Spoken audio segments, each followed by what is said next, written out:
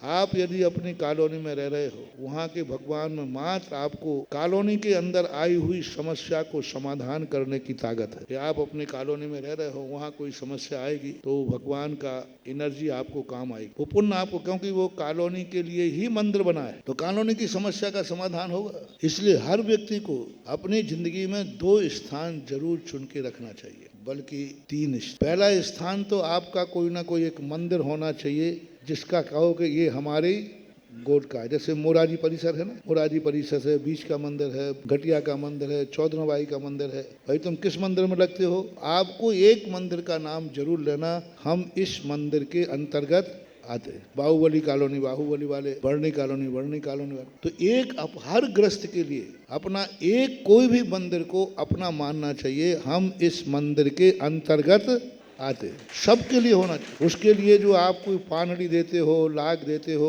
या 10 लाख क्षण पर में कुछ आप लोग इकट्ठा करते हैं ना, 14 को द्रव्यवादी देते हो। हर बहुत अच्छा प्रश्न आया है, सारे भारत के लोगों से मेरा कहना है, हर जैनी के लिए एक मंदिर को आपको अपना फैमिली मंदिर बनाना है। जैसे फैमिली डॉक्टर होता है ना, फैमिली, ऐसा फैमिली मंदिर है। वहाँ आपकी साल भर का पुजारा, लाख लॉन जो भी होता है, यानी द्रव्य जाना चाहिए, यानी उस मंदिर में एंट्री है कि आप इस मंदिर के अंतर्गत।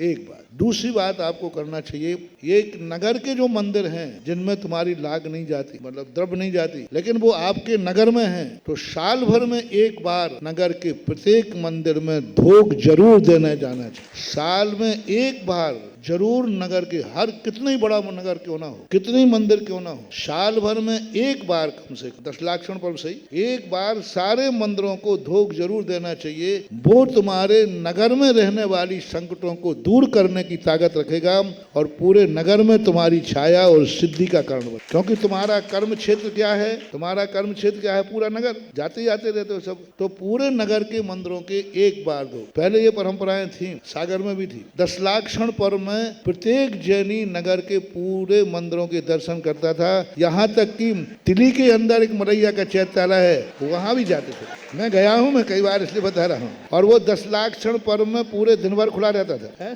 जाते थे। और सबसे दूर मंदिर है एक दिल्ली का, और छोटा सा मंदिर, ज्यादा नहीं है, लेकिन वो नगर के अंदर आता है। तो ये परंपराएं उन पूरे मंदिरों में 10 लाख क्षण में, कोई पंचमी को जाएगा, कोई छठ को जाएगा, कोई 8वीं, 10 दिन के अंदर। सारे भारत को मेरा एक बहुत बड़ी बात कह रहा हूँ, हर व्यक्ति को जो जिस नगर में रहता है, साल भर में एक बार उन मंदिरों में धोख जरूर देना चाहिए, एक बार। और चूंकि आपको नगर के बाहर भी आपके रिश्तेदार हैं, नगर के बाहर भी आपका जाना आना होता है कि नहीं होता है, तो एक ऐसे तीर्थ पे जरूर एक साल भर में वंदना करना चाहिए जो किसी नगर का नहीं है, सारे जगत का है। तीर्थ का नाम ही होता है, मंदिर व्यक्तिगत भी होता है, चैत्यालय, पंचायती मंदिर भी होता है, लेकिन तीर्थ किसका होता है? नगर का ही नहीं, अकेला पूरे भारत के लिए जो होता है उसका नाम तीर्थ होता है। तो किसी एक तीर्थ को जरूर अपना बनाना जो सारे भारत से जुड़ा हुआ हो। उस तीर्थ में जरूर साल भर में एक बार हर व्यक्ति को किसी न किसी तीर्थ की वंदना जरूर करना चाहिए। चाहे तुम्हारा छोटा तीर्थ हो, जिसका नाम क्या हो? तीर्थ हो, बस उसका नाम क्या हो, जो सारे भारत की श्रद्धा का केंद्र हो, सारा भारत वहां अपना मान के आता हो। ऐसे साल भर में एक बार जरूर तीर्थ की वंदना प्रत्येक व्यक्ति को करना चाहिए। ये जो तीर्थ में कमाया हुआ पुण्य है, ये आपको नगर के बाहर जो आप जाते हैं, वो ऐसी एनर्जी देगा कि संकट से बचाएगा। ये करना चाहिए। और यही देवताओं के अंदर है। देवता कृत्रिम चैत्यालय की वंदना, उनके घर में चैत्यालय है, हर विमान में मंदिर है, और कोई मूर्ति में कोई अंतर नहीं है। वो उनका पर्टिकुलर मंदिर है, 500 धनुष प्रमाण है, एक समान है, लेकिन हर देव अकृत्रिम चैत्यालयों की वंदना करता है। और अष्टांग का पर्व में तो अनिवार्य है, एक भी देव नहीं बच सकता, चाहे सम्यक दृष्टि हो चाहे मिथ्या दृष्टि हो।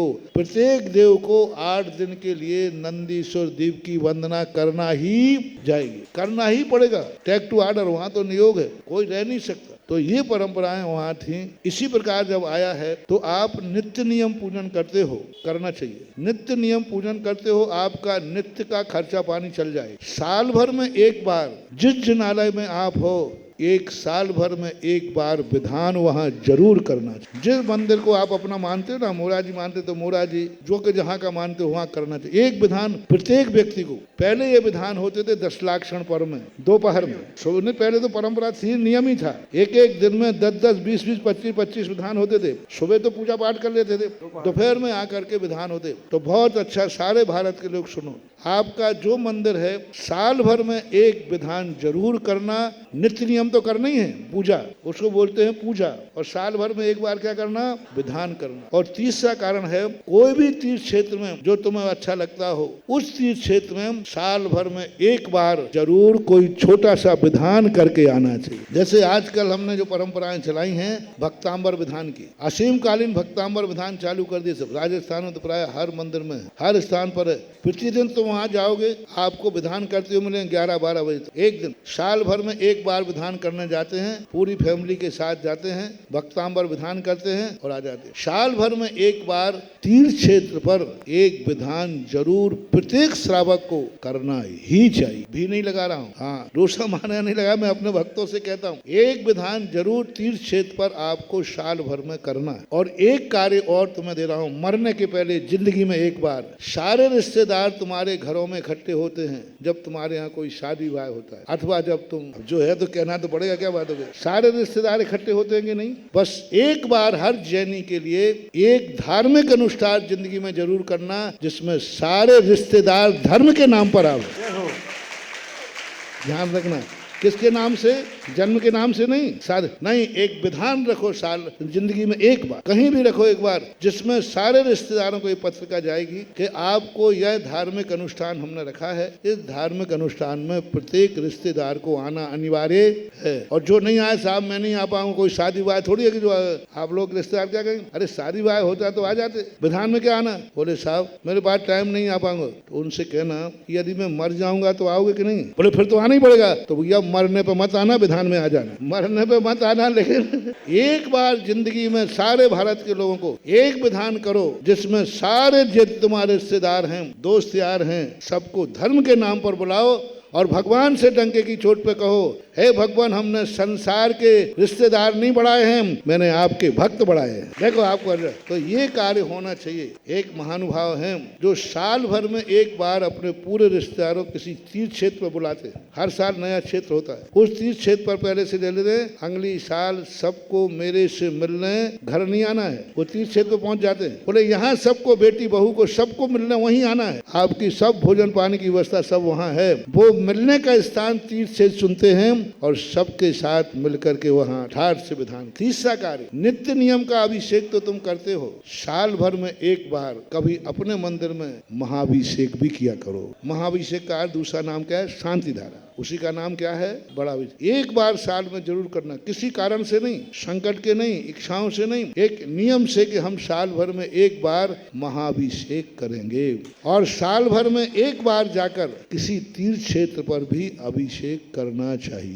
ये नियम शास्त्रों में चक्रवर्ती को लिखे हैं। चक्रवर्ती नित्य नियम पूजन करता है, लेकिन मरने के पहले एक कल्पद्रुम महामंडल विधान जरूर हर चक्रवर्ती करता है। वैष्णव दर्शन में भी ये परंपरा है। जितने बड़े बड़े राजा महाराजा हुए, उनके गुरु एक ही बात कहते हैं, बिना यज्ञ किए राजा का मरण अच्छा नहीं माना जाता है। तो वहां भी लिखा है, गुरुओं से पूछते, वो कहते बस एक ही काम करो राजा साहब, गुरुदेव मैंने सब काम कर लिए। बोले एक ऐसा यज्ञ करो जो तुम्हारे पूरे राज्य को निमंत्रण दो, पूरे राज्य को निमंत्रण दो, जहां जहां तुम्हारा राज्य है, जहां जहां तक तुम्हारी राज्य है, वो सारे राजा सारी जनता उस यज्ञ में आना चाहिए। राज्य किया है तो एक बार यज्ञ में भी उस प्रजा को बुलाओ। इसका उल्लेख जैन दर्शन में चक्रवर्ती के संबंध में मिला। चक्रवर्ती जब कल्पद्रुम महामंडल दान करता है तो उसमें लिखा, पूरे जितने भी 6 खंड को वो पाती लिखता है, पाती है ना समाचार, 6 खंड में उसका समाचार जाता है कि आप लोगों ने हमारा संसार के कार्य में सहयोग दिया, आपने हमें संसार में भेंट दी, आपने हमें बड़प्पन दिया। आप चक्रवर्ती आपको अपने इष्ट देव भगवान का विधान रख रहा है, इस विधान में 6 खंड की सारी जनता को पधारना है, राजाओं को पधारना है, उनका राजाओं का चलता है। 32,000 मुकुटबद्ध राजा जब चक्रवर्ती चक्रवर्ती की पाती पहुंचती है तो सारे राजा उस विधान में आते हैं और कल्पद्रुम महामंडल विधान करता है। तो ये जब व्यवस्थाएं हैं तो इस प्रश्न के बहाने के नंदीश्वर द्वीप में देवता वहां कैसे जाते, तो ये बहुत बड़ी आदर्श परंपरा है, ये आपको जीवित रखना चाहिए। बहुत अच्छी बात।